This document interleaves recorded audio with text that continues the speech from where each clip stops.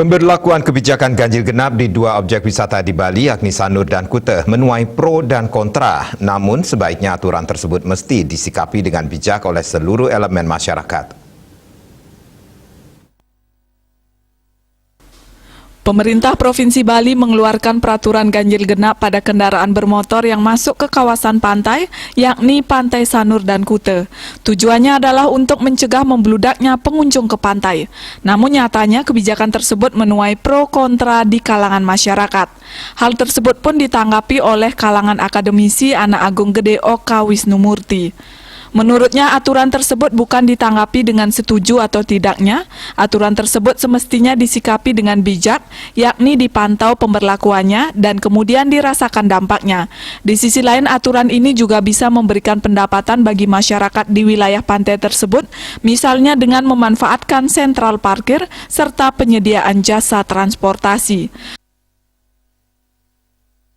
Pertama, saya melihat aturan itu dibuat dalam rangka menjaga masyarakat menjaga masyarakat dalam artian keseluruhan.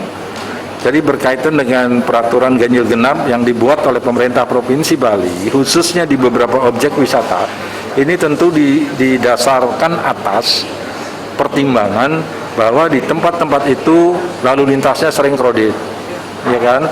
Jadi untuk mengatasi kekreditan salah satunya adalah melalui kebijakan itu.